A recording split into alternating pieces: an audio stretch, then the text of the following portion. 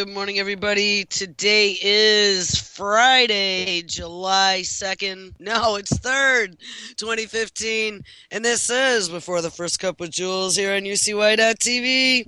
Happy Friday, everybody. It is 61 degrees and partly sunny here in upstate New York. Looks like it's going to be a nice one for this 4th of July weekend coming up. We're going to have to keep our eyes peeled and open, watching for terrorists under every bed. Not sure if you heard it, but they're predicting that the terrorists are going to crawl out and be perpetrators of something. But we have a treat here for Friday. Mr. Brandon Turbeville has decided to join us for this lovely holiday Friday morning. How are you this morning, Brandon? I'm doing good, Jules. Thanks for having me on. I'm doing the show from underneath my bed. I'm hiding underneath there, and just in case there are any terrorist attacks. I know they're everywhere, so Yes. I'll be here for the rest of the weekend. I'm in the basement today, so you under the bed, me under the basement. I think we're prepared.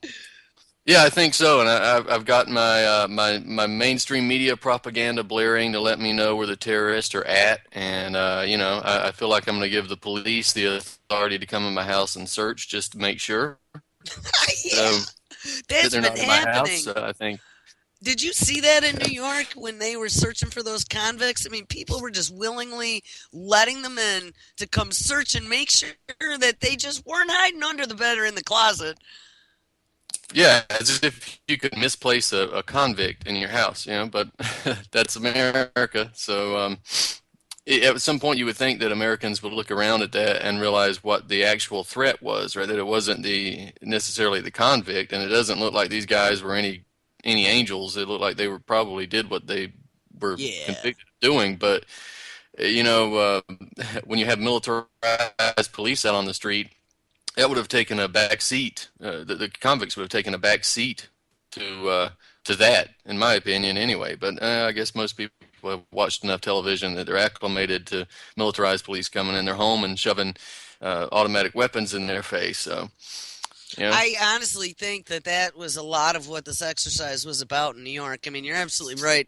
Those two convicts were no angels, and I don't think there was really any doubt as to whether or not the crimes they were convicted for were, real or not. Because it sure, everything that I looked at sure looked like, it was a pretty cut and dry case.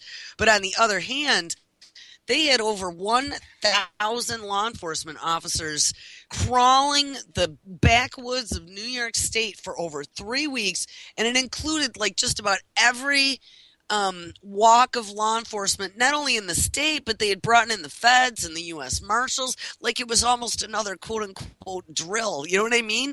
Setting up perimeters, blocking entire areas, and then doing their sweeps from end to end where they started sweeping. And it was very frightening. It was very frightening to see. It cost them over $1 million a day, too, for over 1,000 officers in the state. $1 million a day. So great that the New York taxpayer gets to cover that now. yeah, and it's funny you mentioned that it's almost like a drill, and it very much is because I mean convicts have escaped before. That's pretty rare, but they've escaped before, and they certainly never get this far, and they don't stay gone that long. And you don't need that massive of a search team to find them. And where's all this NSA stuff, right? They've got satellites and they can listen in on phone calls and that sort of thing. So where are these technologies? Why weren't they used? I'm not saying they should have been. I'm just saying that they don't seem to have any problem using it any other time. Why weren't these massive and important technologies used at the time? Right, like trying to locate every terrorist under every bed or every radicalized teenager in their parents' basement, radicalized by the pesky internet. Yes, exactly, and that's really what I'm scared about. I'm scared of radicalized Americans. Well, I'll tell you that's Sarcasm for the yes, listeners ding if you don't ding. get it. But that is what mainstream is pushing now. I mean, I can't get over. I think it was maybe last night. I just saw a new upload that was talking about now. Not only is the internet radicalizing Americans, but then the internet was radicalizing our teenagers. Now this pesky internet is a forum for hate speech, and hate speech radicalizing Americans. Anyone who is a white male American, the NSA, DHS are way more afraid of you than ISIS, and they said that. I mean, what? Yeah, I know. And that's what's so absurd about it, right? I mean, the idea, first of all, of hate speech, that's a term that comes directly out of Orwell, right? I don't think it's in Orwell's book, but it's certainly in that vein. Hate speech is just like wrong speech and right speech and all that kind of stuff. So notice the fact that we're using this now as you know the usual parlance of the way we speak. And also, it's absurd in the way you look at the terrorist attacks that have been committed. And we know that most of the terrorist attacks, overwhelmingly, almost all of them, I would even go to say that all of them, the ones that have been foiled by the FBI, were also set up by the FBI. They were funded by the FBI. They were provoked by the FBI. They were armed by the FBI, and then they were busted. So they're pretty good at busting these terrorist attacks that they create themselves. But these attacks, the ones that were created by the FBI, look at the attacks in general and see who was mostly responsible for them. Was it racist young white guys that did this? Right. Just look at the. I mean, I'm not saying again. This terrorist attack garbage is mostly false flag, and it was engineered by the FBI. But if you're going to buy into it, look at the people who are committing it the most. And it is not, radicalized white guys in their basement with mental disorders. Right. And personality disorders with no friends. They said that too. Yeah, well, everything they say about this guy is going back and forth, right? He's got friends that say he was racist, friends that say he was not racist. Then he doesn't have any friends. Can we get it right, please? At least give us an official story to debunk. And it's interesting. I think you guys were up there. Were focused on the convicts that were missing. This was about the same time that we down here were focused on this Confederate flag issue, right? Absolutely. Yes, it was. Well, congratulations, America. You've done it again. You've fallen for the most ridiculous distractions that are available. So we're still arguing over this stupid flag issue down here, and of course to have free speech or expression, which is apparently a question now. Well, I would like to get your professional opinion on the Dukes of Hazzard now being pulled from TV. I was so upset when I saw that yesterday. I mean, I'm sorry. I like fast cars, and that was a show that I enjoyed as a kid. And it had really nothing to do with how absolutely over the top, full, complete frontal lobotomy has America become. Yeah, and this is sort of a test. This is the ability to create words that are offensive that no one can say, to create symbols that are offensive that no one can use, and of course this is the crackdown on free speech and the crackdown on free expression. And I said this, I think, on your show before, that when you can't express yourself through a language, then you're not able to express yourself through any kind of grievances you might have. You won't be able to express them and reach out to other people to help you change those situations. So it's the linguistic minimalism. It's the use of symbols that just cause an emotive response. If you get people worked up and emotional, you can control their behavior in any way that you want to control their behavior. And as far as the Dukes of Hazzard, I've actually never seen the show, I should say, but it's absolutely ridiculous that, I mean, that people would become so emotional that the very sight of a symbol would throw them into these throes of anger or hatred or respect or love. But what the goal here is to drum people up, get them distracted, get them angry over this Confederate flag issue, and also set the precedent that if you offend someone, if someone who has been radicalized through a university or through George Soros or something like that, and who's oversensitive and really has a mental issue, then you aren't allowed to say it. And if you want to look at the precedent for that, go look at France and Germany and England, and you can see how that's worked out, where an English preacher goes out on the street and says, we're not asking for special rights, we just want the same rights that homosexuals and Muslims have, and he goes to jail for saying that. If you're in Germany and you question the official story of the Holocaust, same as in France, you go to jail, right? And this is where we're going to be in the United States. In France, actually, if you say something that's considered offensive to the point that it puts somebody into a throw of emotion, then you can be arrested. So all of this Je suis Charlie garbage, this I am free speech stuff that they were posting about in France after the Charlie Hebdo massacre was entirely hypocritical. But this is what we're heading for here, to the point where you cannot say certain things. And we've gone through periods in history where certain peoples were not allowed to say certain things many times, and it always ends in disaster. Well, those very things that you were just talking about, Holocaust deniers and what was the first one? Sorry, it's early. There was the Holocaust deniers, and there was something else that Well, you said before. the preacher in England who said he wanted the same rights as gays Oh, and this, Muslims. yeah. Well, this clip that came out last night that I was referring to earlier had, of course, Potok, the SPLC. They were talking about, all of the wonderful surveillance that the SPLC is doing, looking at hate speech on the internet. And they were showing all these different forums. There were some white supremacy forums that they were showing. And then there was, this other type of forum. And then there was Reddit. Look at, oh my goodness, Reddit now is getting radicalized. And it was those very topics that they were showing. They were showing, here's the thing.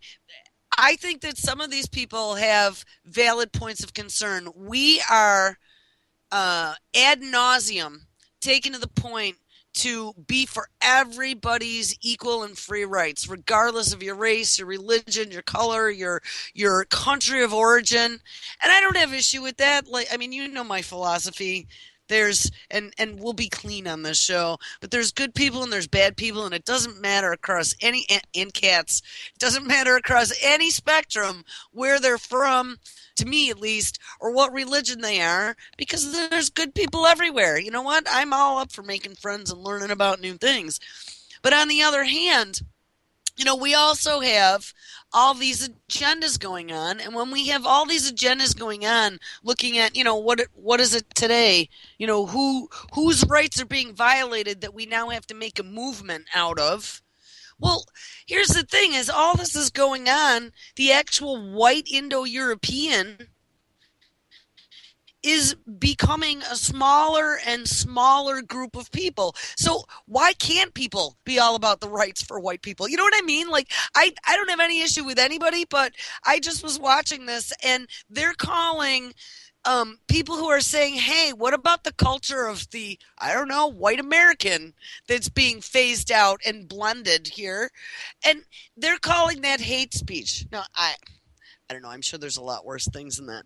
But the point of the matter is that they now are taking, even questioning anything or saying, I want rights just like everybody else is. I saw this polygamist yesterday came out and filed for a marriage certificate using the same reasoning as same-sex marriage, right? That they've now legalized marriage for same sex, so now he wants to be able to have a polygamous marriage with the same rights. I mean, we just opened this absolutely slippery slope where everybody's focused on themselves, right?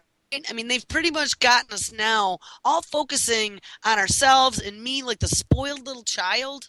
Do you see that as the psychology versus turning it outward and being all of us pulling together instead of being individualistic and pulling together and fighting against the big bad monster who's sitting there hiding in his wolf costume?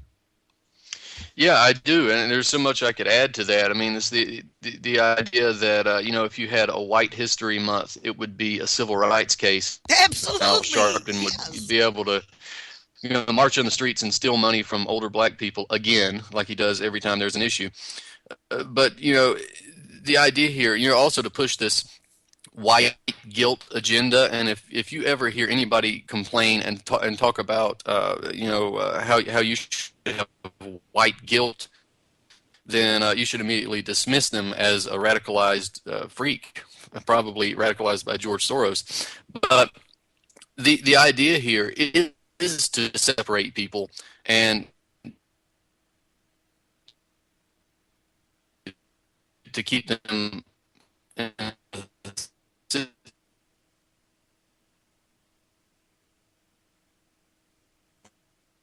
work together. For instance, a radicalized group, right? Whether you're um, a black nationalist or you're a LGBT person, and even in that community, you're either a lesbian, you're gay, you're bisexual, or transgender. They're all in their little groups.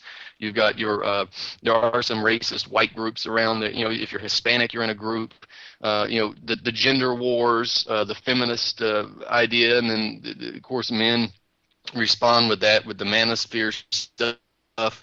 We've got all these groups. Everybody's in a group, and then you got the political delineations, right? The liberals and the conservatives, and all of these groups are radicalized in their own little world to the point where they can't work with other people, because if you're not a part of their group, if you're not a gay woman who wears green shirts on Thursday, then you can't be in the group. But gay women who wear green shirts on Thursday all have to have their group, and they all have to have their agenda pushed. And at the end of the day, nobody really benefits from this.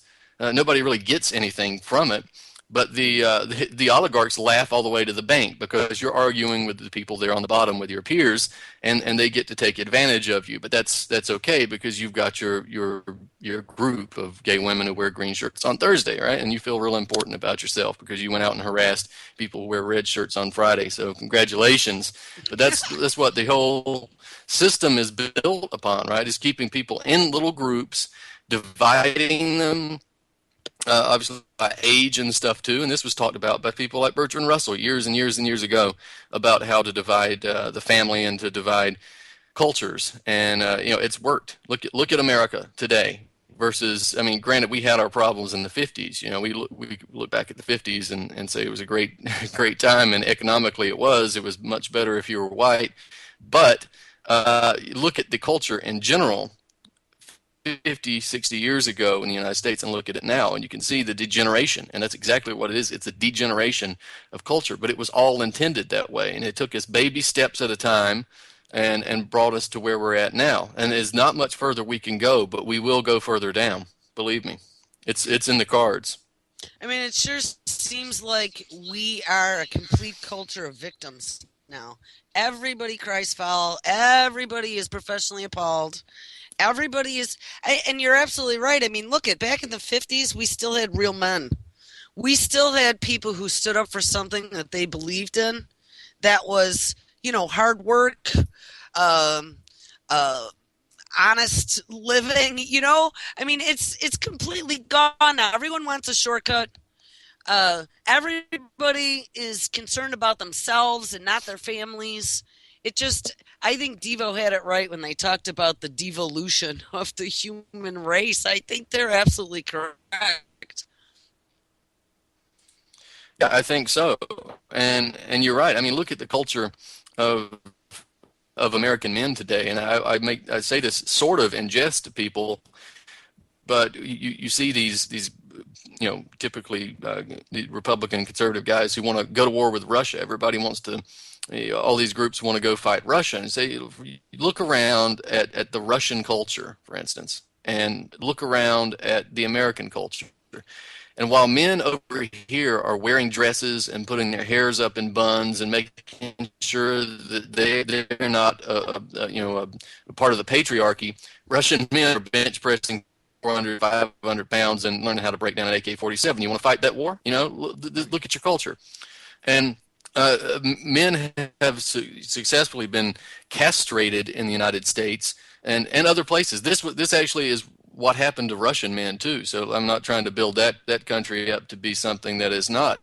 This was something that was done to black slaves when they were brought into the United States to be slaves, and it's something that's taken place over the last several decades too. It's to build the men up to be stupid and lazy, and this is done through television over the last few decades.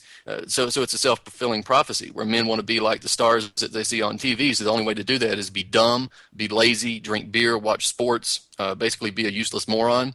And of course, nobody really finds that attractive, despite the fact that they're told to on TV. So nobody can understand why they can't find a woman who actually respects them, because nobody would respect a lazy drunk who watches sports all day. This is what was done in Russia to Russian men over in the Soviet Union. They were propagandized to believe that Russian men were stupid and lazy, and that's why saw so many Russian women going overseas and admiring foreign men and not marrying Russian women. That's changed a little bit now. But, this is an easy thing to do, and you separate the genders, you separate the ages, you separate the races, and you can get it to a point where government speaks down to you directly, because there's nobody else in your little group, in your little tribe, and government can speak down to you directly, and there's nobody there to stand up for you, and that's part of the goal. Well, let's change goals. Let's change gears here for a little bit. I was just looking. So, have you been following closely what is going on in Greece, and as far as the economic impacts or the potential for any of that? I've been following it a bit. I'm not an expert on it. Yeah, well, me neither. And I haven't actually seen anything over the last day or two, but do you know any updates? Did they default technically yet? I know that they were due for a payment and they hadn't made it. As far as I understand, they defaulted, and there's a referendum that's coming up, I believe, on the 7th, where they're going to determine whether or not to accept the austerity package from the IMF. The Greeks had asked for an extension, Mhm. so they could have the referendum and then make the decision after the referendum. And of course, the IMF said no. So they, from what I understand, they officially defaulted a couple of days ago. So, I, but we're still waiting for the referendum, because a lot of people are suggesting that if the Greeks vote no and they say we don't want to accept the austerity package, then that's going to equal an exit from the European Union. I'm not sure that's going to make that a reality, that they're going to exit the European Union, but um, still, if they vote no, then I guess there's no way back for a deal with the IMF. No public way back. I think that's what Tsipras is trying to do, is trying to pull the Greek people in. So whatever happens, because if they default to the IMF, there's going to be a lot of economic trouble in Greece. I mean, worse than they have. It's going to be really, really bad. Which they've already defaulted, but you get what I'm saying. If this continues, if they don't rally back and say, oh, okay, we'll take it retroactively, we'll pay that, and we'll pay you some interest. If they don't do that, then there's going to be a lot of economic destruction in Greece. So Tsipras, I don't think, wants to bear the brunt of all that, and I think he wants the Greek people to go in and vote no on the deal, so he can go forward and say, well, we all made this decision together, and now we're going to have to deal with it. well, when I was keeping up on some of the news out of Greece, I had then caught a reference about how Puerto Rico is circling the drain right now economically as well. Have you paid attention to any of that? Because that looks like it's even worse than what's going on in Greece. It affects American banks more directly, but in Greece, there's a lot of American banks tied up. See, if Greece goes out, if Greece causes shockwaves in the European Union, that's going to affect the United States, because we're all tied up with the European banks and the European economies. But if Puerto Rico goes, more American banks are exposed to the Puerto Rican debt crisis than are exposed to the Greek debt crisis. So this is more directly uh, related to the United States than it is in Greece, for instance. If Puerto Rico goes, Europe will probably be fine. But the United States will suffer more. If Greece goes, then that could send shockwaves throughout the continent of Europe and North America. Also, notice too that in Greece, you've got a couple of other countries there that are in just about the same situation, right? Italy, Spain, Portugal, Ireland, all these countries are in the same situation as Greece. Greece just happens to be the one that's up on the docket first. So we're seeing a situation where whatever happens in Greece can really set the precedent for these other countries. And what, I mean, in all honesty, if they can't pay, I mean, what's next? Are they going to start taking houses? I mean, I don't know. What wasn't it Greece that they actually gave up an island the last time that they were having some major economic troubles back a few years ago? They cut all the trees down to heat for the winter. I mean, the people were all freezing. Don't you remember that? Yeah, what'll Cyprus, right? Wasn't it? happen? Yeah, this happened in Cyprus, which is right there near Greece.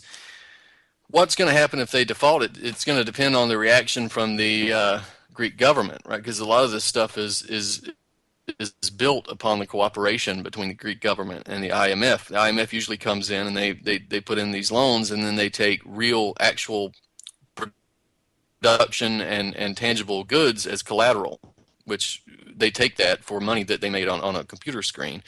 So it depends on how the Greeks react. What's going to happen is the IMF is not going to make any more loans to the Greek government, so they're going to be unable to fund. And again, there's so many tangled parts to this that officially the IMF will not give more loans to Greece, and Greece won't be able to fund its its social programs, its function, and the same thing with the European Union Central Bank, that they would stop funding them as well. So they'd have to rely entirely on the money that they take in, and they'd be cut off from credit outside of Greece. That is essentially what's going to happen. But of course, the Greek government has some options, and I hope that they know what these options are, and I hope that they implement them, because it would be great to see the Greeks exit the European Union and kind of return to an independent sovereign country that can manufacture its own credit. And we've talked about that on your show before, right? If the Greeks don't get these loans from the IMF and the European Central Bank, what's the point of being in these organizations, right? I don't support these organizations, but think about it. You're in the IMF, you're paying interest on loans that a lot of the stuff that the IMF and the bankers who make the IMF up caused. You're in the European Union. You have to agree to these ridiculous rules that the European Union sets out. You have to pay interest back to the European Union Central Bank. But whenever you come into an emergency situation economically, you don't get any of the benefits, because they're interested in bailing out banks. They're interested in bailing out derivatives, zombie bankers, and that sort of thing. They're not interested in bailing out the Greek people. So why in the world would you be in the European Union? Why not just pull out? Now, what's going to happen if you pull out of the European Union? Of course, the bankers that are still in the European Union and the international bankers are going to attack your currency. Right, and they'll probably drone bomb you Credit. to death too. Well, I think Greece can get out of that, out of the drone bombing, but you'll probably get a color revolution, which is already being prepared, by the way, because George Soros did. He's funded a number of organizations in Greece recently over the last couple of years, just for no reason, no Well, I apparent saw reason. yesterday they were lobbing tear gas at some groups that were coming out in Greece. It was some communist. Is Greece communist? Why do we have communist parties coming out having rallies in Greece? Thousands of Greek Communist Party supporters rally in Athens, and then police use tear gas on Yeah, protesters. I don't know if it was the same there's communist incident. parties all over there. Go ahead. There's communist parties all over Europe. There's probably several communist versions of communist parties in Greece. I'd have to look at what they were actually demonstrating about. Maybe it was austerity. I don't know Yeah, what it I don't know. My connection here is real spotty, so I wasn't able to actually watch these videos, but they came out last night. I mean, I don't know. Regardless of what your political party was in Greece, it sounds like everyone's in the same leaky boat, so I don't think that's going to matter too much. But here's a question I was thinking about while you were talking. So, all right, the IMF is pretty much holding them in a corner, just like any of these other countries. who can't pay their debt, or any of these other countries who want to use an alternative currency besides the international monetary funding. But what would happen if, since the IMF has pretty much pushed them to a wall, what would happen if Greece went to BRICS and said, hey, you guys are setting up a new World Bank. You want to back our debt? You think that's possible? Yeah, I do think it's possible, and the Greeks have already talked with Russia about doing that directly Oh, between a Russian loan between Russia and Greece, and publicly they're saying, "Oh, we didn't discuss that," but they discussed that. Believe me, the Russians had already mentioned that they were considering providing a line of credit, and that would be a great geopolitical move, by the way, on the part of Russia to help break up the European Union and then sort of create a sphere of influence within Greece, which is not far away, but it's in Europe, clearly in the European sphere, so the NATO sphere. So that would be a great move on Russia's part. But I think too, what the Greeks, some of what the Greeks should do is capital and exchange controls, right? That would be one of the things to, if the Greeks respond by just defaulting and then sitting there and doing nothing, then they're going to enter a world of hurt. They're going to enter a world of hurt anyway, but they're going to enter a world of hurt where they can't really do anything to protect themselves. So I think capital and exchange controls would be an immediate solution to this, to keep money from flowing out of the country and to pay attention to what kind of money is flowing in. So it's kind of controlling the zombie institutions who are trying to send money in for certain purposes, or to take it out to cause panics and that sort of thing. So it kind of prevents attacks on the Greek currency. It doesn't stop it necessarily, but it can prevent these types of attacks. And of course, what we talked about on your show before, right? The nationalization of the Greek bank and use of 0% interest credit to fund infrastructure development, and restarting the industrial areas and Greek business, and the immediate end to free trade agreements, protective tariffs, and that sort of thing. All of that could save Greece, and I hope the Greek government knows that. But we'll see. I guess we'll see in the next few weeks if they kind of get the idea of what they should do here. don't you have a large listening contingent in Greece? I know at one point I thought we had discovered that. So I I hope, I, I think I have listeners all over Europe. I yeah, think there's a lot of them in Greece. well, I hope they're listening then, because this isn't good. And I mean, once one goes, I see that there are a lot of dominoes that are just all sitting side by side right now. And it was interesting though that you were talking about. Uh, I didn't know that they had been in talks with Russia. I totally missed that. But if you remember in Cyprus, when the whole Cyprus thing went down, Cyprus, from my understanding, was kind of like the Cayman Islands for Europe. And didn't a lot of the rich Russian billionaires have their money in there when they made a whole bunch of seizures? Yeah, they did. They did something called a bail-in, which is, that's funny. They come up with these names. Bailout is just give money from the government or the central bank, which is bankers that create it out of thin air, to bankers, and then a bail-in means they just go in and take the cash that's in the bank that the depositors put in there. They did that in Cyprus, and yeah, you're right. They took a lot of money from Russian investors, that sort of thing. And Cyprus was the Cayman Islands of Europe. So that was quite devastating to a lot of people. But I think the Russians have come through quite nicely. One of the things I would point out are the issues of sanctions. This is important, right? This shows people the stupid ideology of free trade. And if you look at what's happening in Russia, the United States imposes sanctions upon Russia. The European Union imposes sanctions upon Russia. And so the expected reaction is that Russia is going to end up as a third world country, and they're all going to be begging for food, right? Well, what happened is that the Russian economy actually grew as a result of the sanctions.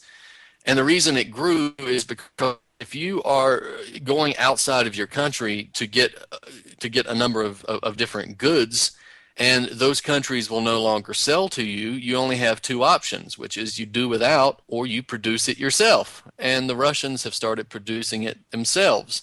So their economy grew. They got more jobs as a result of the sanctions. So this should tell everybody this free trade baloney is a lie. Nobody benefits from free trade, and this is a perfect example of how ending free trade would help boost the American economy and the world economy in general.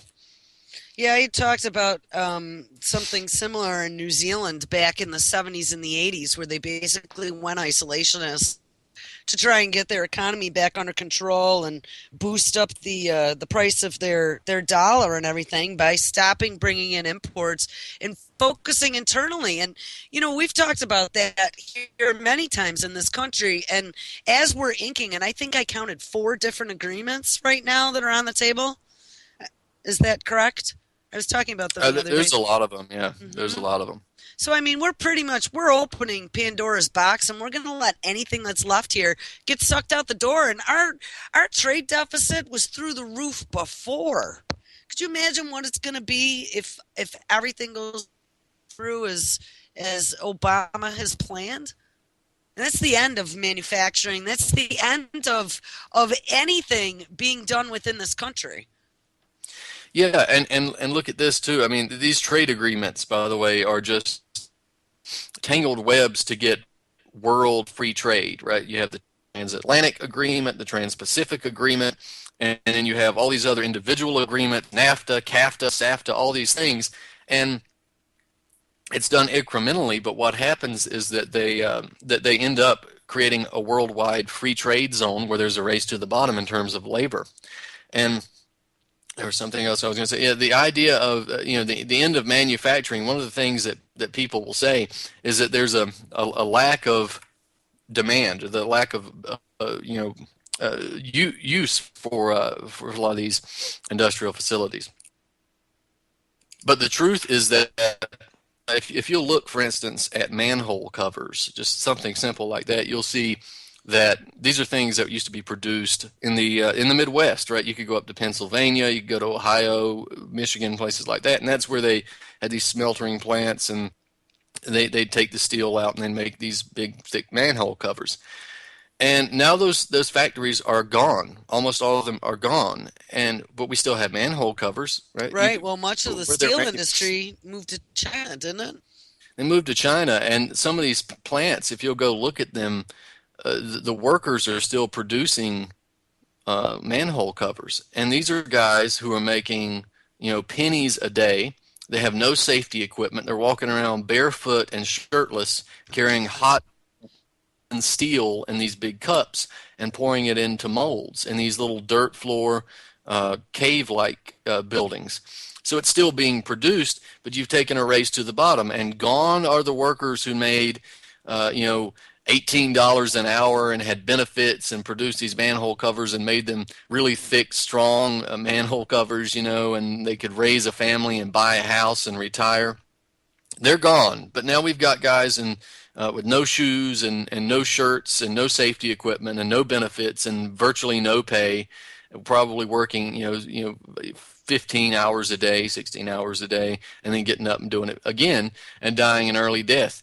And it still has to be produced. We still have to have these things, but the question is where they're being produced and how they're being produced. So it's not an issue of that we don't need it anymore. It's an issue of where it's coming from, and that's why I've always supported the end of free trade and protective tariffs. If you're importing something that you cannot produce in your own country, that's fine.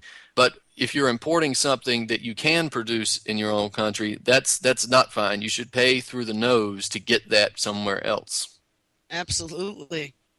Absolutely. I think it's very frightening. When you were talking about the barefoot guy working with the cups of molten steel. I mean, we have Bethlehem Steel here in Buffalo, and a lot of my friends' parents worked there. I mean, that was something that, people we'd gotten tours, I mean, that was kind of a big thing here in the steel belt. You would see those processes. They had all kinds of marketing materials, and that's nothing to mess around with. But when you were when you were explaining them walking around barefoot and no shirt or anything, it was making me think of like the diamond and the gold mines down in Africa. I mean, is that really what it's going to be like? Is that what we're in the U.S. We're going to have service industries, and we're losing those service industry jobs now to automation and robots. Did you see at the Volkswagen plant, by the way?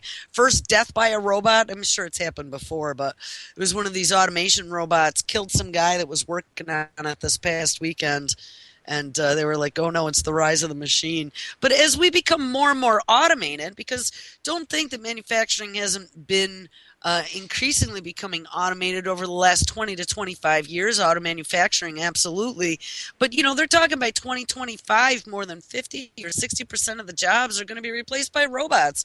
So as we're doing this race to the bottom with international trade deals and opening it up to Malaysian labor at 30 cents a day and adding the robots to take any other manual job that can be automated, what's left? I mean, this is not going to be a nirvana where we sit around with Vestal virgins feeding you grapes all day while you read, you know, Plato's allegory of the cave. It's just not going to be that way. There was literally a propaganda campaign back in the 60s that painted that exact same scenario for the future, by the way. Did it really?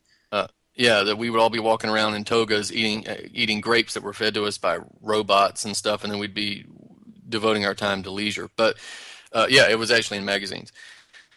Um, yeah, the question is the race to the bottom. Do you want the race to the bottom or the race to the top? Because the issue of computers and machines and robots taking certain jobs, that doesn't have to be a bad thing. It's a bad thing now because we're racing to the bottom and trying to compete with robots, and we can't do it. The question is, do you want to race to the bottom or the race to the top? And a race to the top would be a situation in which you had a high wage economy and a productive economy that worked for scientific development. So you would have people who were much more skilled to go into different scientific fields, who would look for cures to diseases or higher fuel economy or free energy or these types of things, or space travel and that sort of thing, where you have human beings working at much higher wages with the need for higher skills. And if that's the case, if you're in the race to the top in that sense, then you don't have to worry about maybe a computer taking a low wage, low skill job. Then that's fine. But we're not in that situation because what we have is free trade, race to the bottom, low wage, and all that kind of stuff. And if anybody, for instance, supports the idea of eliminating the minimum wage, as some people have promoted, then you talk about a race to the bottom. I hope you enjoy working for 2 cents a day, because that's exactly what would have happened. People who say that, oh, no, a free market would actually raise the wages, that's BS. We had that in the early 1900s, and it didn't raise wages, it lowered them. It increased working hours, and it lowered wages. So we've been through that before. So that's why I argue for the high skill economy, high wage economy, and a race to the top. And you don't get that through free trade. You don't get that through free market or socialism or communism or Keynes or anything like that. You can get that through some of the things that we talked about before. The national bank with 0% interest credit, maybe taxing Wall Street at 1% instead of the American people at 12%. That sort of thing. That's how you get above these types of issues. Speaking about taxing Wall Street versus the American people, did you see what good old Rahm Emanuel just said out in Chicago? There's no telling. No, I didn't. Oh, they are now, he's trying to close a very large revenue gap there. And so what they've decided to do is hit up the internet and start taxing streaming services just in Illinois. And I don't know, maybe it was even just in the city of Chicago.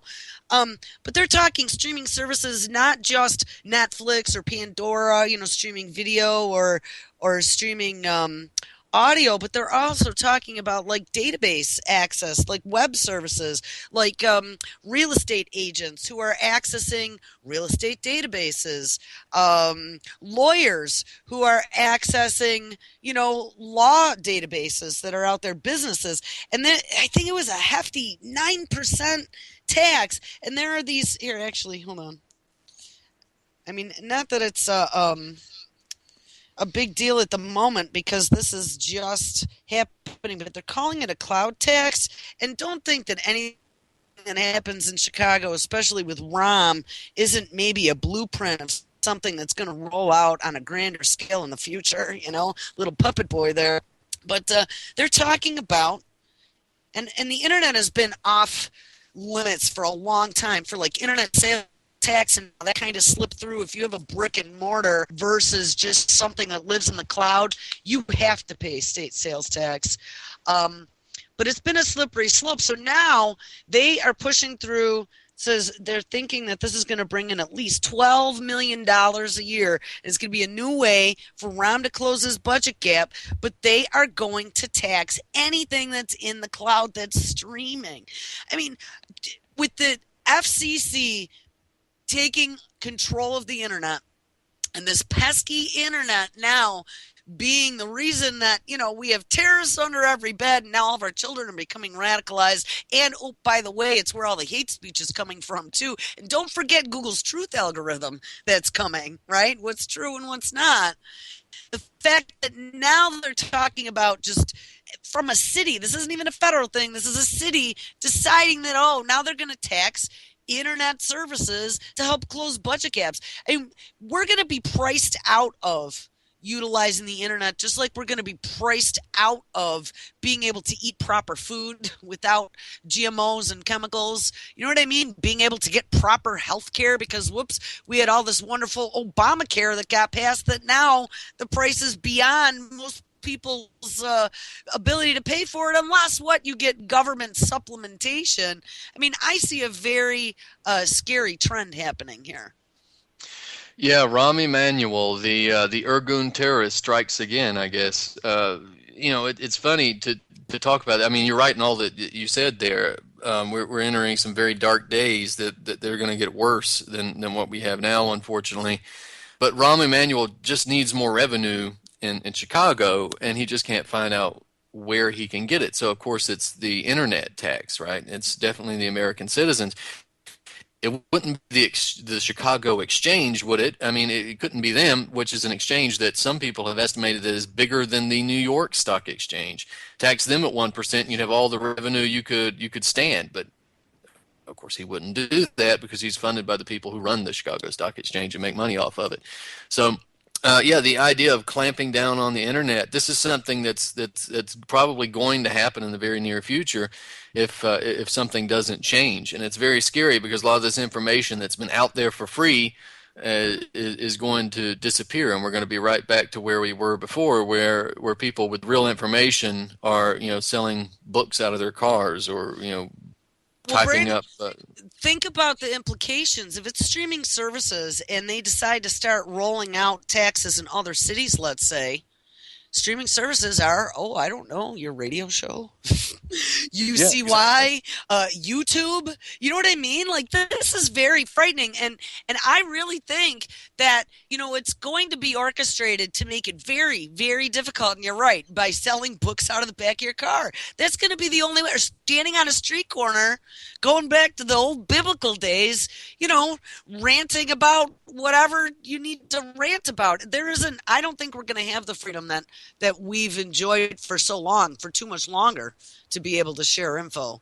I mean, this 9% tax, and they're going to come after the people. So that would be me.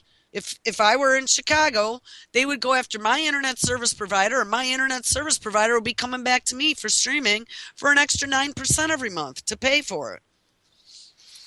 Yeah, and again, that's the whole idea, and I think a lot of people miss the idea that the internet, we've done a lot with it. We've created a lot of resistance to the system, but at the same time, this internet was given to us by DARPA. It was created by DARPA, not Al Gore, and it was released for a reason, right? And I've heard people say before that they call it the web for a reason, and the we put all this information out there for free, and it can be taken down. A lot of people have forgotten the idea of actually having hard copies of things, but if it was given to us, don't you think that they have some ulterior motive, or don't you think that they have an end goal in mind? I don't think that they created the internet and then accidentally all of these researchers and stuff came out and just routed the Defense Intelligence Agency or the DARPA agencies or anything. I think that this was a plan set up from the very beginning.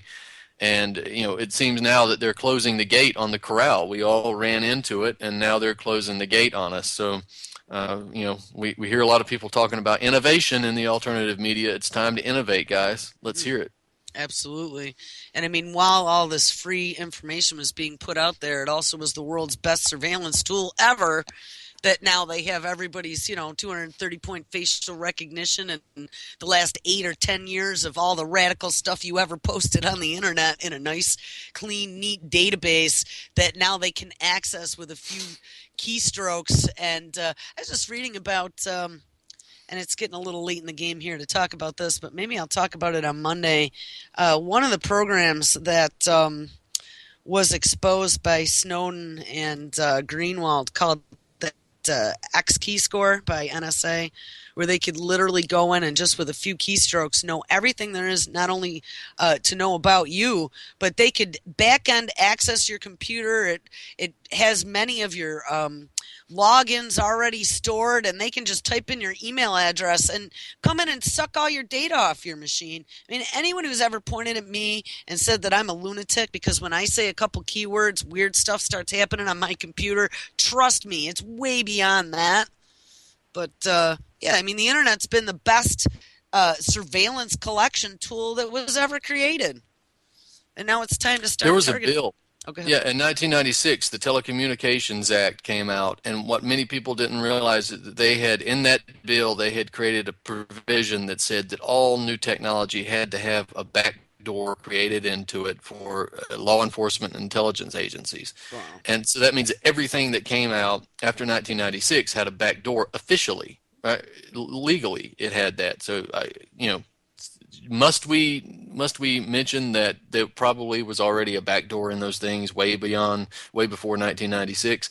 But now, according to law, they have to have a backdoor. So these agencies have to, have the ability to go remotely into that device and get information. And we've been working with that ever since.